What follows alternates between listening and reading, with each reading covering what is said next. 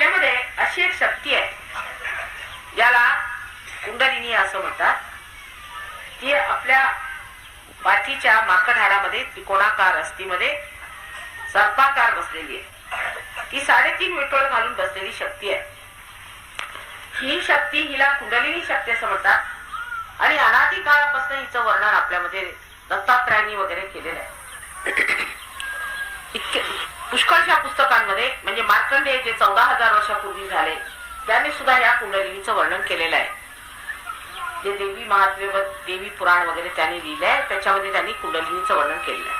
ही शक्ती आपल्यामध्ये झोपलेली असते कारण ही शक्ती म्हणजे आपली शुद्ध इच्छा आहे, आपली खरी इच्छा आहे. आता आपल्याला असं वाटतं की आपली खरी इच्छा म्हणजे आज असं वाटेल कुणाला की बा आम्हाला एक घर असलं म्हणजे झालं. तसं नसतं. घर झालं म्हणजे मग तुम्हाला काहीतरी वाहन पाहिजे, वाहन झालं की मग मुलं पाहिजे, मुलं झालं की दुसरं पाहिजे. तेव्हा जी शुद्ध खरी इच्छा आहे ही कोणची? ही आपल्यामध्ये एक शक्ती आहे. शुद्ध इच्छा फक्त एक आहे की आपला परमेश्वराशी संबंध झाला पाहिजे, आपण परमेश्वराला भेटलो पाहिजे, आपला परमेश्वराशी योग घटित झाला पाहिजे. ही शुद्ध इच्छा आहे आणि ती अजून जागृत झालेली नाही.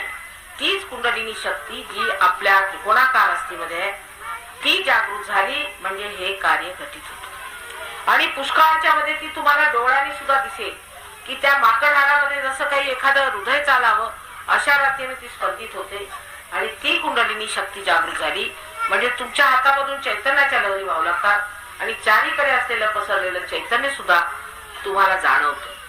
सर्वप्रथम ही जी परमेश्वराची शक्ती चारीकडे कार्यान्वित असते, जी सर्व जिवंत कार्य करते, ती सर्वप्रथम जाणवते. आणि ते कसं करायचं ते मी थोडक्यात आता करण्याच्या विचारात आहे. पण आता काय प्रश्न असला तर विचारून घ्या. पण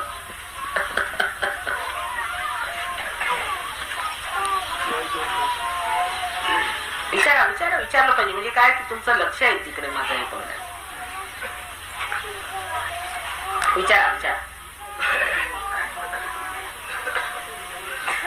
विचारा एखादा प्रश्न विचारला पाहिजे. आमचा मनोदय या अंजनेरी किल्ल्यावरती विलेज स्टेशन हो घातलंय तरी ते होईल का? काय होण्याचा? विलेज स्टेशन बरोबर हनुमान मंदिराकडे जाण्या येण्याकरता रस्ता आणि वाहनाची व्यवस्था ही होण्याकरता एक प्रश्न मांडलेला आहे तर ती आमची इच्छा पूर्ण होईल का? अर्थात होईल.